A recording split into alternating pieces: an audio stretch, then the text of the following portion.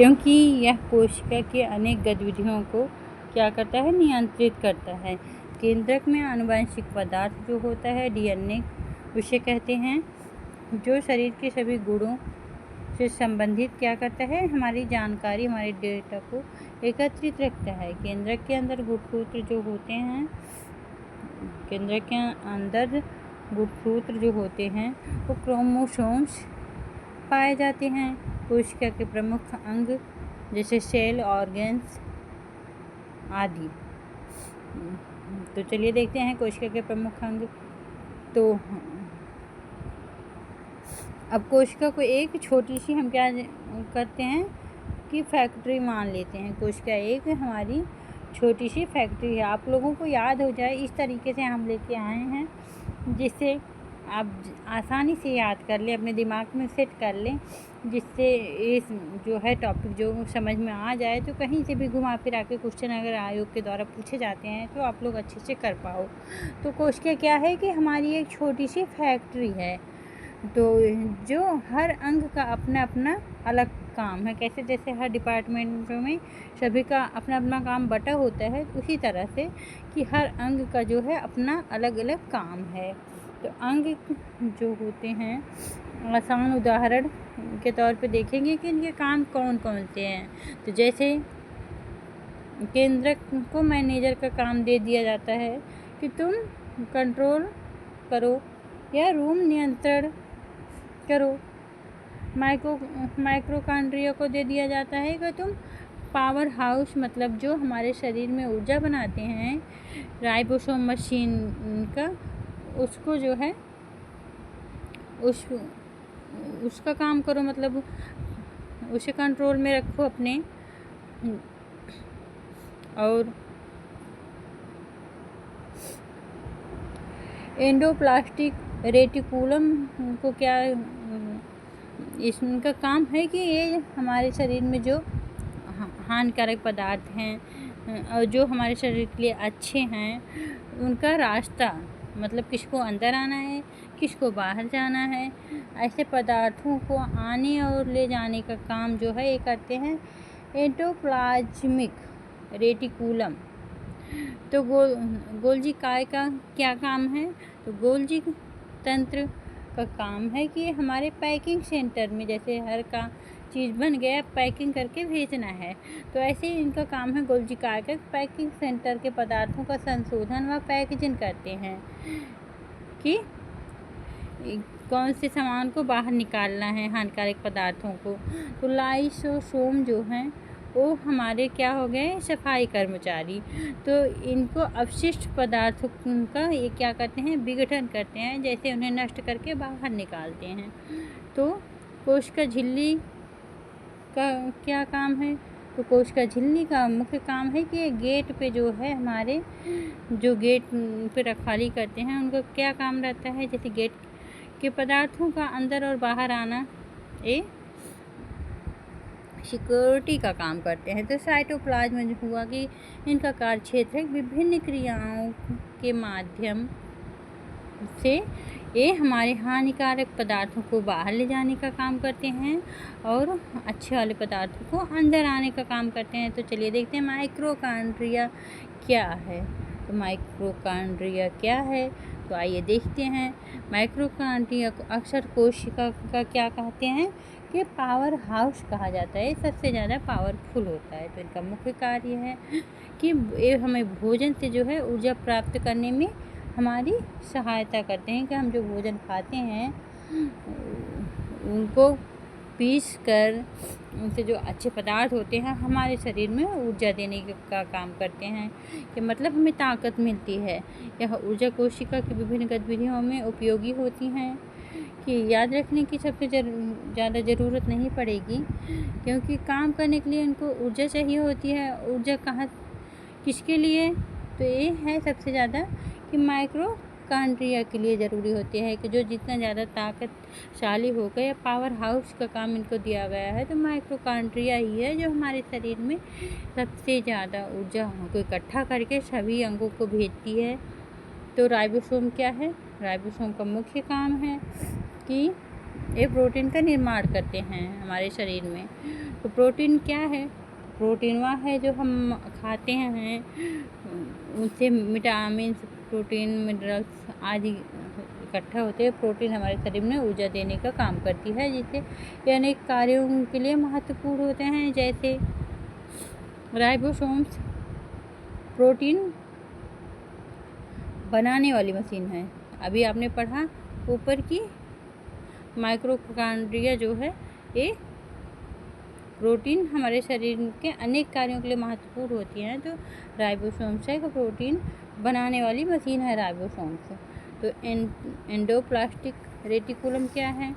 यह कोशिका के अंदर फैला हुआ एक झिल्लीदार जाल है। यह कोशिका के अंदर पदार्थों के निर्माण और परिवहन में क्या करता है कि ये सहायता करता है। इनके दो प्रमुख प्रकार होते हैं, जैसे राउथियर आदि। तो इसकी सतह पर राइबोसोम्स लगे होते हैं। मुख्य रूप से प्रोटीन के निर्माण और परिवहन से ये संबंधित होते हैं। स्मूथ ईयर, इन पर राइबोसोम क्या होते हैं? नहीं लगे होते हैं। इनका मुख्य काम है कि जैसे लिपिड्स के निर्माण जैसे क्रियाओं में क्या करते हैं? हमारी सहायता करते हैं क्रियाओं में। गोल्गी काय वह है कि जैसे इसे कोशिका का पैकिंग और वितरण केंद्र समझिए, वितरण केंद्र है। यह कई पदार्थों को क्या करता है? संशोधित करता है, प्लस व्यवस्थित करता है और पैक करता है। जैसे किसी चीज़ को हम इकट्ठा करते हैं, उसको ढंग से सेट करते हैं, उसके बाद पैक करते हैं और हमें सही स्थान पे पहुंचाने में क्या करता है? हमारी मदद करता है। तो उदाहरण के तौर पे देखते हैं, जैसे फैक्ट्री में सब सामान तैयार हो गया और पैक हुआ और सही जगह पे भेजा गया, वैसे ही हमारा गोल्गी काय तंत्र है जो कोशिका में पदार्थों की क्या करता है? प्रोसेसिंग करता है और पैकिंग में मदद करता है। और लाइसोसोम क्या है? तो लाइसोसोम वह है कि ऐसे एंजाइम होते हैं जो विभिन्न पदार्थों को तोड़ने में सहायता करते हैं, कि जैसे वो पैकिंग करके पहुंचा दिया और इसको टुकड़ों टुकड़ों में विभाजित करके जो है हम जहाँ उसकी ज़रूरत होगी वहाँ पे भेजेंगे। तो इनका मुख्य काम है कि अनावश्यक पदार्थों का जो है विघटन करते हैं।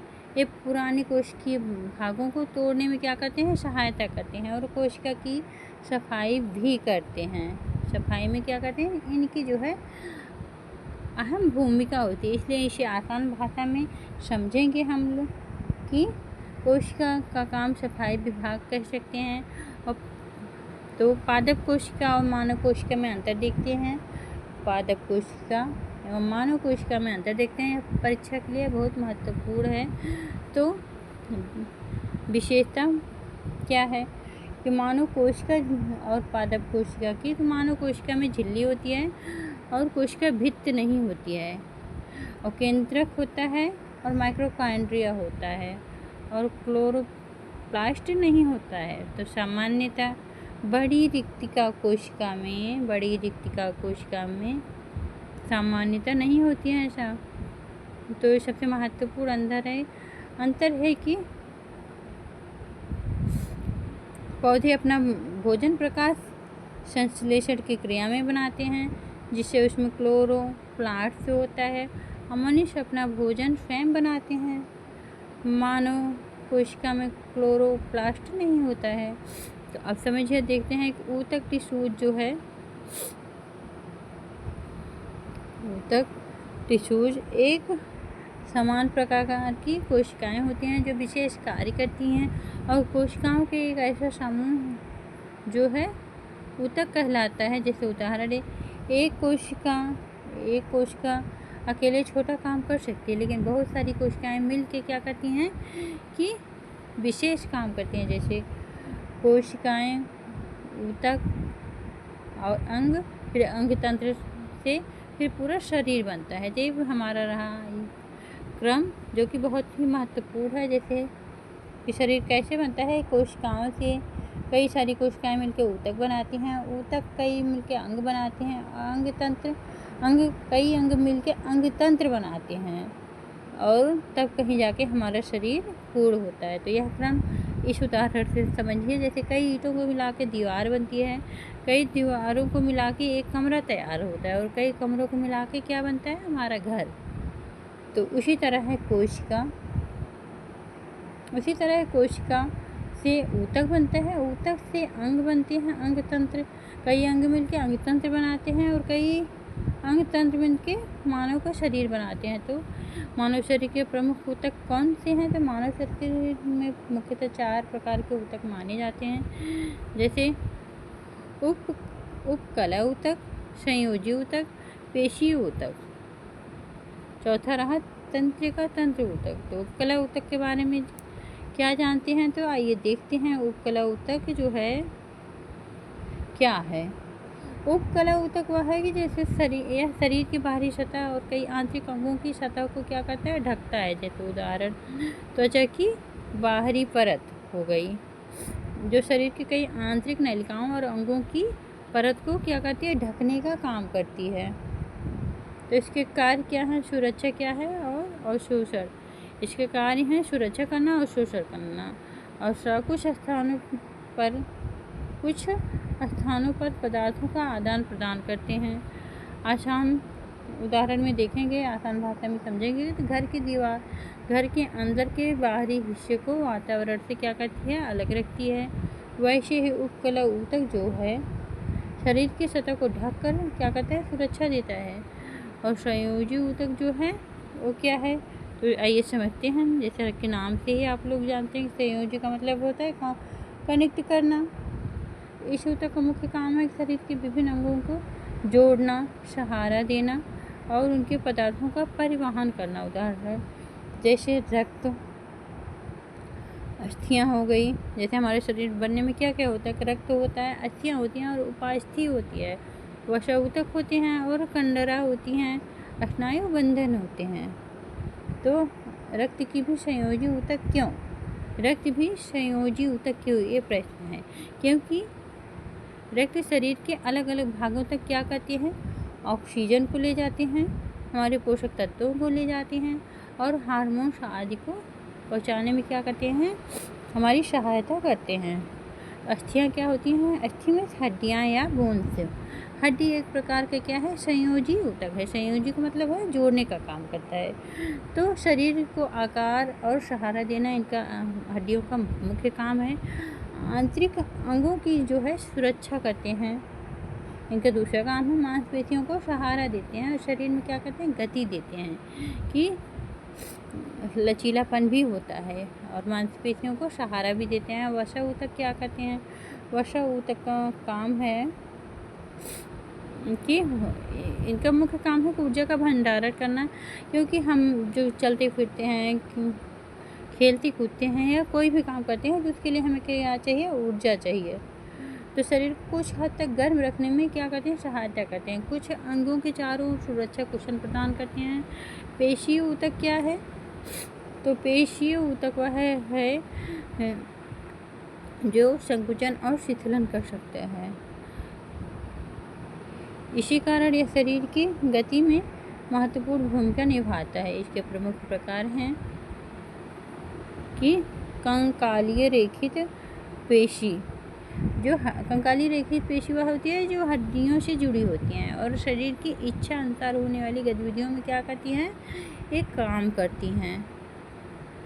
जैसे उदाहरण कंकालीय मांसपेशी, हाथ पैरों को हिलाना क्या हो गया, इनका मुख्य उदाहरण हो गया। चिकनी पेशी, चिकनी पेशी क्या होती हैं, तो आइए देखते हैं। चिकनी पेशी को आंतों, रक्त वाहिकाओं आदि की दीवारों में पाई जाती हैं और ये सामान्यतः हमारी इच्छा के बिना काम करती हैं।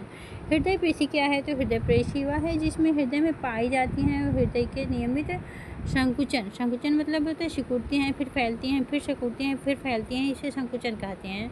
तो इनके संकुचन में क्या करती हैं, ये सहायता करती हैं। तंत्रिका ऊतक क्या है, नर्वस टिश्यूज। तो यह ऊतक शरीर में सूचनाओं और संदेशों के संचार में और समन्वय में महत्वपूर्ण भूमिका निभाते हैं। महत्वपूर्ण क्या करते हैं, भूमिका निभाते हैं।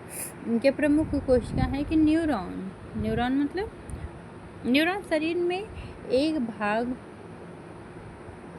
भाग को दूसरे भागों तक क्या करता है, तंत्रिका तंत्र पहुँचाने में सहायता करता है हमारे संदेश को।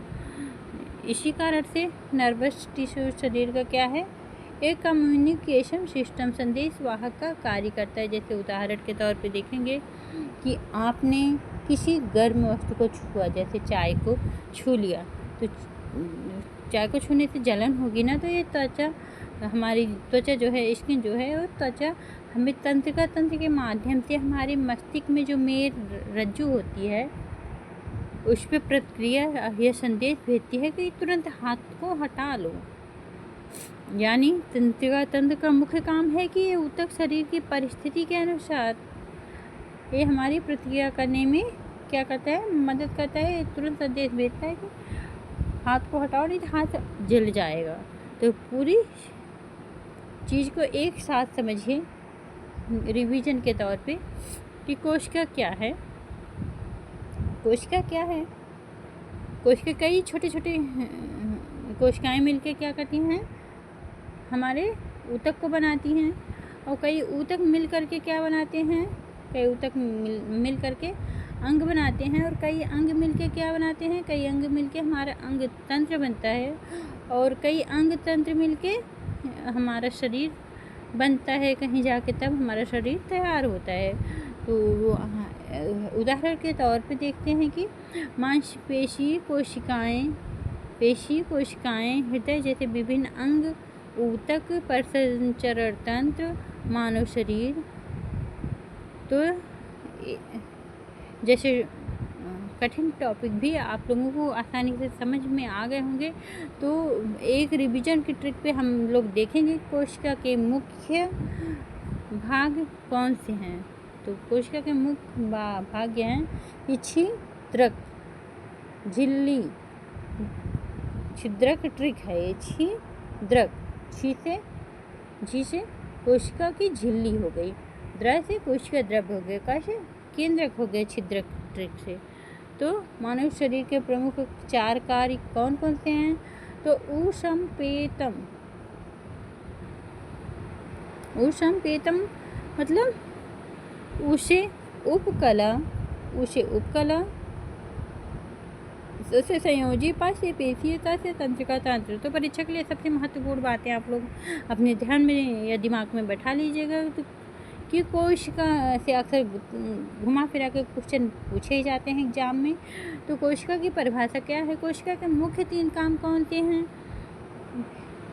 कोशिका झिल्ली का मुख्य काम क्या है, तो कोशिका द्रव्य क्या है, कोशिका द्रव्य के महत्व क्या है, तो कांड्रिया का मुख्य काम क्या है, माइक्रोकांड्रिया का, राइबोसोम का कार्य क्या है,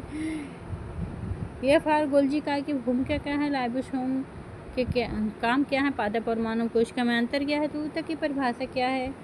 तो मानव शरीर के प्रमुख ऊतक क्या हैं, तो संयोजी ऊतक के उदाहरण, पेशी ऊतक के 3 प्रकार हैं, कोशिका तंत्र और न्यूरॉन के कितने कार्य हैं। तो आज आप लोगों ने इतने टॉपिक कवर किए हैं।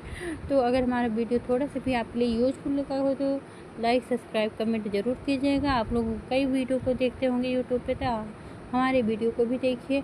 अगर आप लोगों को अच्छा लगा हो तो जो है लाइक ज़रूर कीजिएगा, इसको शेयर ज़रूर कीजिएगा कि इससे हमें ताकत मिलती है और आगे काम करने के लिए हमें अच्छा लगता है। तो मिलते हैं नेक्स्ट पार्ट पे, तब तक ले बाय बाय।